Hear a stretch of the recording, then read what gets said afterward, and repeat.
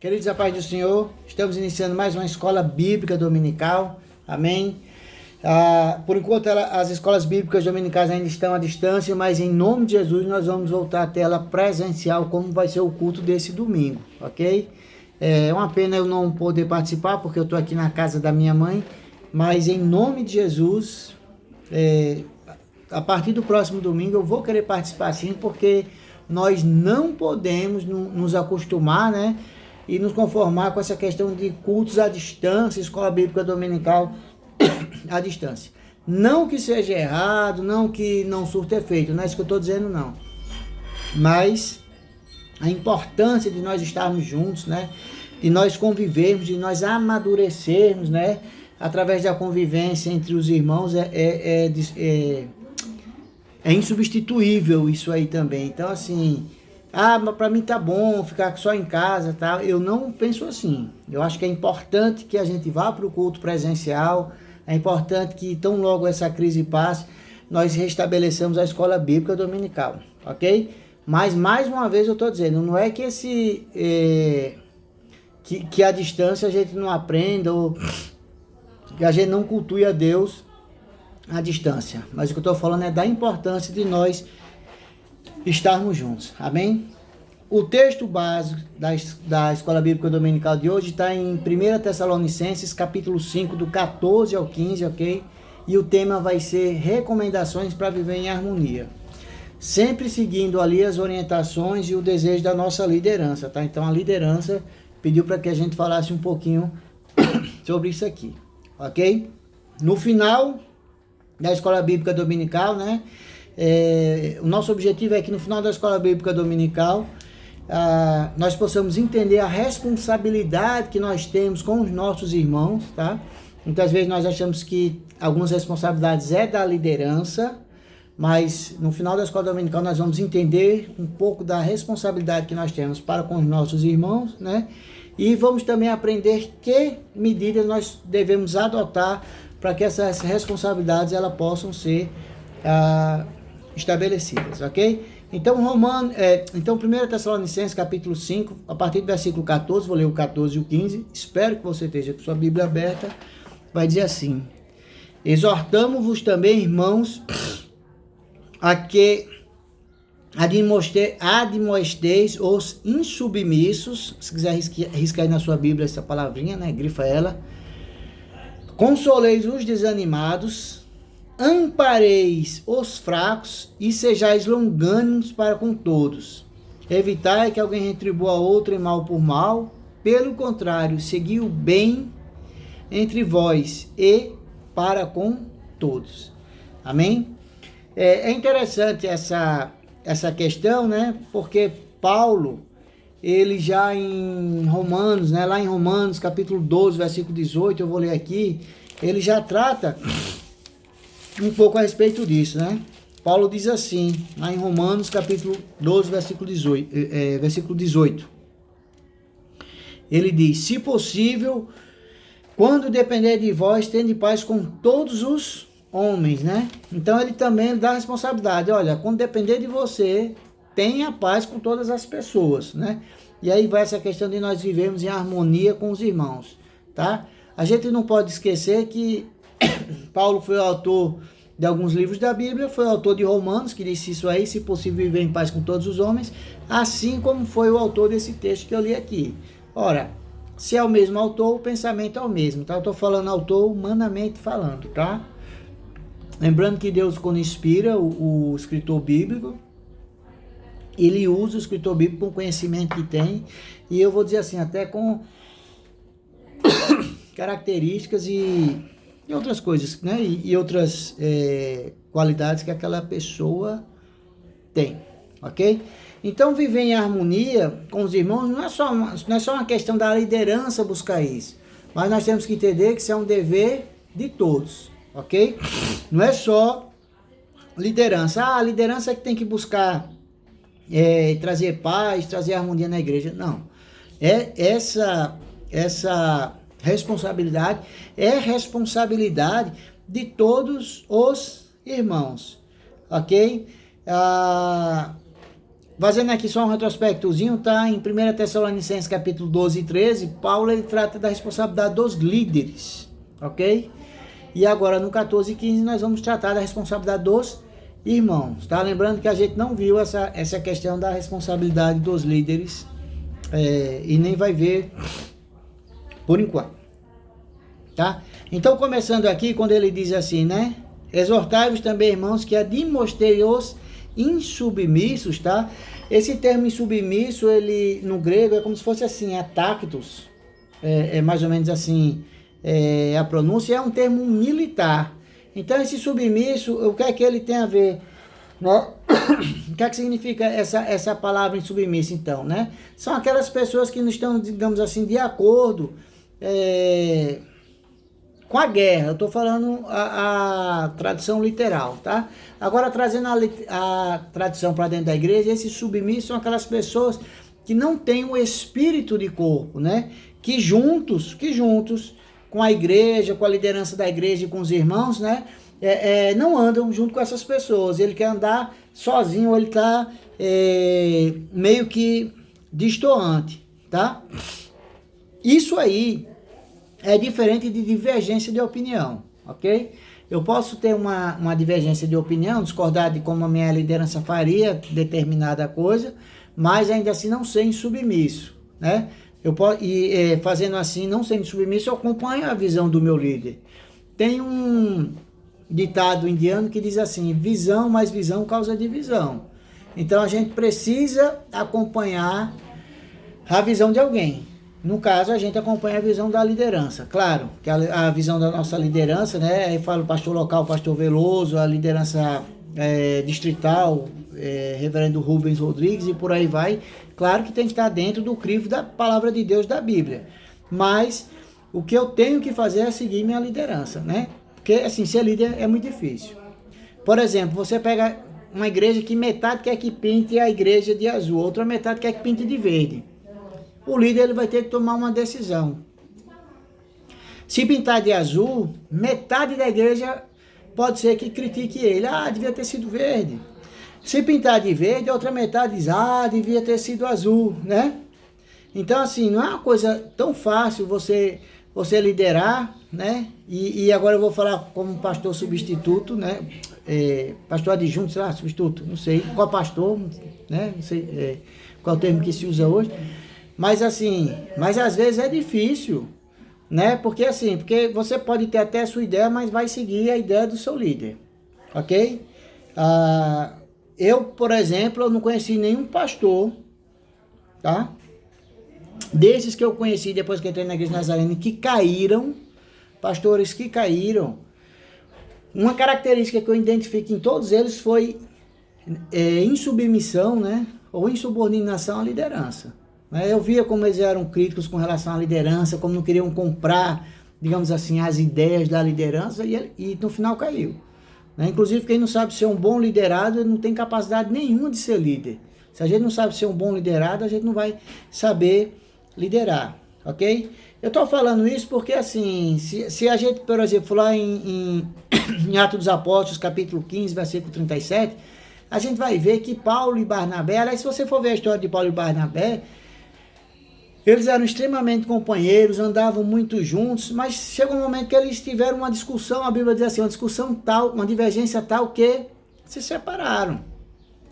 Mas Paulo continuou pregando o evangelho e Barnabé continuou pregando o evangelho também. Então uma coisa é você ter uma divergência de opinião, tá? E aí a gente precisa ter essa maturidade, né, de ter uma divergência de opinião. Eu acho que isso devia ser assim, tal. E outra coisa é realmente a gente minar o ministério de alguém, né? E aí quando eu estou falando agora, não estou falando só pastoral, mas a gente sabe que nós temos o ministério de leigos na nossa igreja, pessoas que não são pastores, mas que tomam a frente em determinadas ações. E é muito ruim quando essas pessoas são minadas, né? São criticadas, são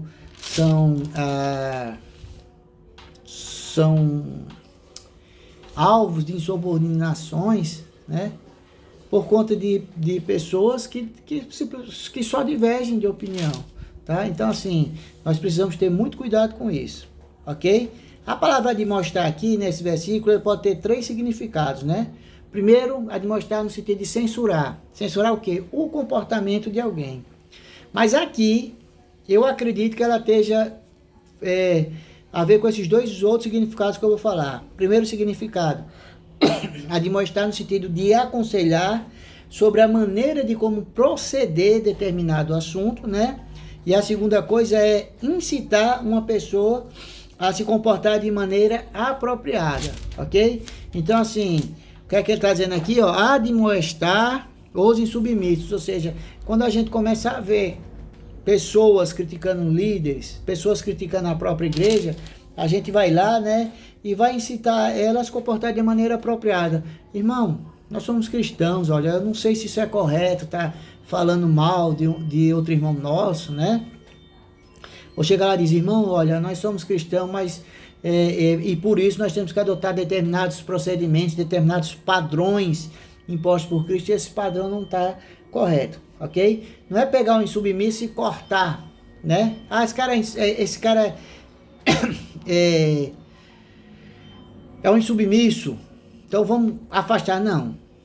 Paulo está falando em tratar, ok? Sempre tratar, ok? Tratar sempre como a primeira,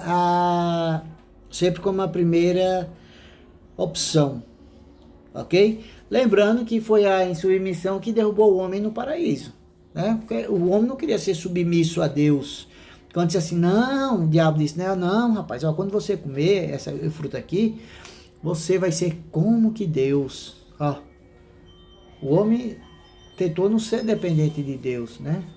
Ele foi ali partir para uma insubmissão, ok? Segunda coisa que ele vai dizer aqui é consolar os desanimados, não é isso? Consoleis os desanimados, não é isso? E aqui são aquelas pessoas, né? Aqui está no sentido, desanimado aqui, ele está no sentido de, interessante, de fracos de alma, né? Não é no sentido aqui, tá? De fracos de caráter, moralmente fracos de caráter, ou fracos de conhecimento, não. Fracos de alma, ou seja, com a alma cansada, né? Tá ali desanimado e tal, e a gente tem que chegar junto dessas pessoas também, tá? Não é só papel do líder isso, não. Toda a igreja, ela precisa chegar ali, né? Aquele negócio que a gente pensa que não faz diferença, mas pega o telefone e liga, rapaz, como é que você tá, né? Você tá bem? Como é que você anda? Isso é de suma importância quando a gente faz isso, tá? Levando sempre a palavra de Deus, né? O Salmo 19, versículo 8, ele diz assim, né? Salmo 19, versículo 8, eu vou abrir aqui para a gente dar uma lida, ok? Eu tô falando rápido porque é muita coisa para a gente falar em pouco tempo. Salmo 19, versículo 8, ele diz assim: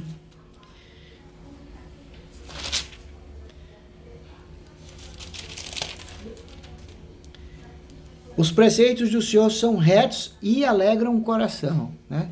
Os mandamentos do Senhor é puro e ilumina os olhos, né? Aquele brilho nos olhos que às vezes nós não conseguimos enxergar em pessoas ali que estão desanimadas, né? Então sempre levar uma palavra de Deus é de suma importância, ok? Agora, irmãos, ó, é normal que de vez em quando, né? Assim, eu não vou alimentar isso, mas é normal que de vez em quando a gente possa ficar um pouco triste, um pouco desanimado com algumas coisas da vida. Agora, se nós estamos muito tempo com isso, ou se a gente está desanimado e não consegue entender por que nós estamos desanimados, aí isso aí é um sinal de alerta, ok? Isso aí é um sinal de alerta.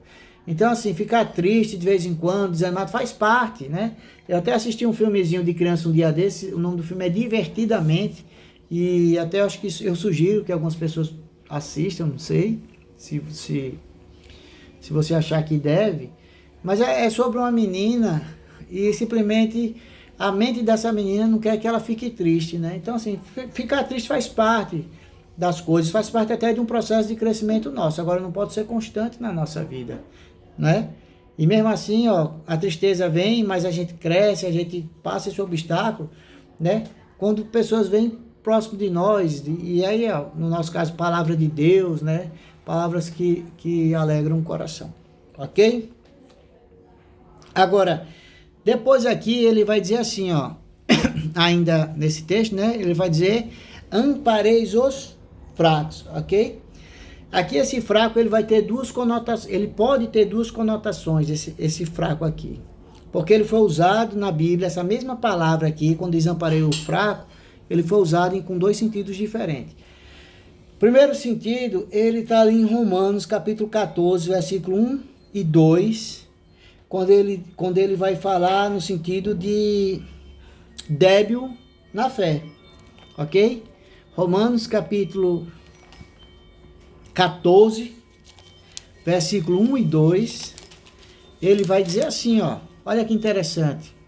Acolhei ao que é débil na fé. Essa palavra débil foi a mesma palavra usada aqui por Paulo quando ele escreveu assim, amparei os fracos. Então esse fraco e esse débil é a mesma palavra, ok? Então, a primeira coisa que a gente tem que entender é que tem pessoas que têm mais maturidade do que nós e tem pessoas que têm menos maturidade do que nós. E a gente precisa acolher essas pessoas, né? Às vezes, uma pessoa, por não saber, por não ter maturidade, ela diz uma coisa e ela recebe uma resposta tão grosseira, né? Que muito mais afasta do que aproxima do Evangelho. Então, a gente precisa entender isso. Tem pessoas que são débeis na fé, são mais fracas, tá? Nesse sentido aqui de Romanos, capítulo 14, versículo 1 e 2, ok? Agora, Paulo também usou essa mesma palavra aqui em 1 Tessalonicenses, que é esse texto, que é esse capítulo, esse livro que nós estamos estudando, no capítulo 4, do versículo 3 ao 8, ok? Só que aí já foi no sentido de, essa mesma palavra foi no sentido de fraqueza moral, ok? No sentido de fraqueza moral. Então, independente de a pessoa ser débil na fé ou ter fraqueza moral, a verdade é essa, nós temos responsabilidade com os nossos irmãos, né? Chegar junto e amparar esses irmãos, ok? Claro que se a gente for ver aqui no texto, na própria Bíblia tem texto que Paulo diz assim, olha, fulano, né, vamos entregar, acho que Alexandre o Latoeiro, acho que foi João que disse, Alexandre Latoeiro, ó, né? Porque tem casos realmente que a igreja ela precisa não só disciplinar, mas precisa dizer, ó, essa pessoa aí ela não é cristã e ela não está com a gente. Claro que vai ter esses casos, ok? Mas a regra geral é, se a pessoa ela tem debilidade na fé por ter pouco conhecimento, ou se ela tem debilidade, ou se ela é fraca na fé por questão de caráter, ainda assim nós como irmãos nós temos que chegar juntos, ok? Lembrando que essa palavra amparar aqui, ela foi usada também em Tito, capítulo 1, versículo 9, no sentido de apegar-se, né? Se apegue, né? Inclusive aqui, como se fosse se apegar na palavra de Deus, né? Se apegue. E também foi usada em Mateus, capítulo 6, 24, quando diz assim, não se pode servir a dois senhores, né? Ou vai agradar a um, né? Ou vai apegar-se a um e vai desprezar o outro, ou seja, no sentido de estar extremamente ligado, ou seja, quando esses irmãos estiverem nessa situação, a gente tem que, ó, né, se apegar a esse irmão, né, ficar estreitamente ligado a ele, ok? Daí a importância, né, do discipulado nas igrejas, né, chegar junto, aquele irmão chegou ali, não conhece ainda algumas coisas e ele vai conhecer e vai chegar alguém e vai ensinar. É uma excelente obra o discipulado, tá? É um excelente ministério, mas ele não se encerra só ali não, né? É para a vida toda. Até hoje, quando eu assisto uma pregação, eu sou discipulado, né? Eu aprendo coisas novas, né? Às vezes eu sou discipulado pelo próprio pastor. O pastor Veloso chega para mim, Eduardo, ó, isso aqui não tem que ser assim, não sei o que, tá? Eu sou discipulado, né? E a gente tem que aprender a vida toda, né? Mas é importante que a gente chegue junto, que nós nos apeguemos às pessoas, ok?